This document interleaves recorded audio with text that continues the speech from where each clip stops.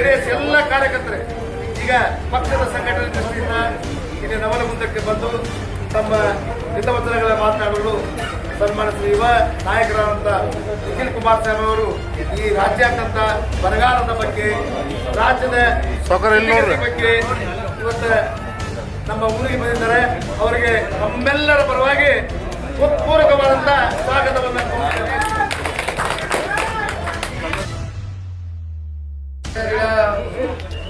ಪಕ್ಷದ ಎಲ್ಲ ಕಾರ್ಯಕರ್ತ ಬಂಧುಗಳು, ರೈತ ಮುಖಂಡರು, ಪಕ್ಷದ ಎಲ್ಲ ಪದಾಧಿಕಾರಿಗಳು ಕಳೆದ 2 ದಿನಗಳಿಂದ ಬರಪೀಡಿತ ಪ್ರದೇಶಗಳಿಗೆ ವಿಜಯಪುರ ಹಾಗೂ ಬಾಗಲಕೋಟೆ ಜಿಲ್ಲೆಯಲ್ಲಿ ಪ್ರವಾಸವನ್ನು ಕೈಗೆತ್ತಿಕೊಂಡಿದ್ದೆ. ರೈತರು ಅನಾವೃಷ್ಟಿಯಿಂದಾಗಿ ಮುಂಗಾರಿಗೆ ಕಾದು ಕುಳಿತು ಮಳೆ ಆಗ್ತಾ ಇರತಕ್ಕಂತ ಒಂದು ಹಿನ್ನೆಲೆಯಲ್ಲಿ ಸಾಕಷ್ಟು ಒತ್ತಡಕ್ಕೆ ಹಾಗೂ ಸಂಕಷ್ಟಕ್ಕೆ ಒಳಗಾಗಿದ್ದಾರೆ. ಆ ನಿಟ್ಟಿನಲ್ಲಿ ರೈತರ ಹೊಲ ಗದ್ದೆಗಳಿಗೆ ಭೇಟಿಯನ್ನು ಜಿಲ್ಲಾಧ್ಯಕ್ಷರು ಕರೆ ಮಾಡಿ ರೈತರು ಹುತಾತ್ಮರಾದಂತ ಆ ಒಂದು ಸಂದರ್ಭದಲ್ಲಿ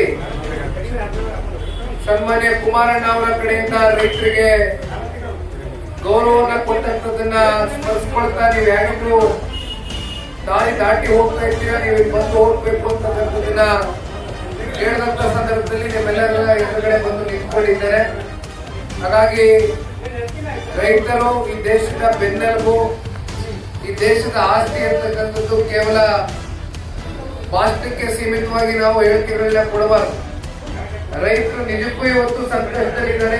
ಇಡೀ ರಾಜ್ಯದಲ್ಲಿ ಇವತ್ತು ರೈತರು ಒಂದು ಕಷ್ಟದ ಪರಿಸ್ಥಿತಿಯನ್ನು ಎದುರಿಸ್ತಾ ಇದ್ದಾರೆ. ಇಂಥ ಒಂದು ಸಂದರ್ಭದಲ್ಲಿ ನಾವೆಲ್ಲರೂ ಕೂಡ ರೈತರ ಮಕ್ಕಳಾಗಿ ರೈತರ ಜೊತೆಯಲ್ಲಿ ಧ್ವನಿಯಾಗಿ ನಿಲ್ಲುವಂಥದ್ದು, ಅದು ಸದನದ ಒಳಗಡೆ ಇರ್ಬೋದು, ಸದನದ ಹೊರಗಡೆ ಇರ್ಬೋದು, ನಮ್ಮ ಧರ್ಮ ಮತ್ತೆ ಆದ್ಯ ಕರ್ತವ್ಯ ಅಂತಕ್ಕಂಥದ್ದನ್ನ ನಾನು ಭಾವಿಸಿದ್ದೇನೆ. ಹಾಗಾಗಿ ಇವತ್ತು ಇಲ್ಲಿ ಸ್ಟ್ಯಾಚ್ಯೂಗೆ ಒಂದು ಹಾರವನ್ನ ಹಾಕಿ ಅಲ್ಲಿಂದ ನಾನು ಮುಂದೆ ಹೋಗ್ತೇನೆ. ಧನ್ಯವಾದ.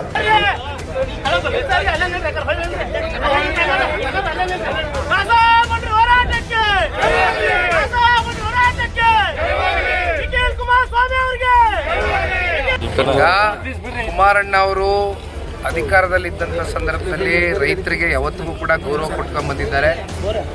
ಬಹುಶಃ ಅದು ಅವರ ಒಂದು ಆದ್ಯ ಕರ್ತವ್ಯ ಮತ್ತು ಜವಾಬ್ದಾರಿ ಅಂತಕ್ಕಂಥದ್ದನ್ನ ದೇವೇಗೌಡರ ಕುಟುಂಬ ಯಾವಾಗಲೂ ನಾವು ಭಾವಿಸಿದ್ದೇವೆ. ಹಾಗಾಗಿ ಇವತ್ತು ನಿಮಗೆ ಗೊತ್ತಿದೆ, ರೈತರು ಸಂಕಷ್ಟದಲ್ಲಿದ್ದಾರೆ. ಉತ್ತರ ಕರ್ನಾಟಕ ಭಾಗದ ರೈತರು ಬರಪೀಡಿತ ಪ್ರದೇಶಗಳಿಗೆ ಭೇಟಿ ಕೊಟ್ಟು ಅವರ ಜೊತೆಯಲ್ಲಿ ನಾವು ನಿಲ್ತೇವೆ ಅಂತಕ್ಕಂಥ ಸಾಂತ್ವನವನ್ನು ಹೇಳಿ ಒಂದು ವರದಿಯನ್ನು ಮಾಡ್ತಾ ಇದ್ದೇವೆ. ಹಾಗಾಗಿ ರೈತರ ಜೊತೆ ನಿಲ್ತಕ್ಕಂಥದ್ದು ನಮ್ಮ ಆದ್ಯ ಕರ್ತವ್ಯ.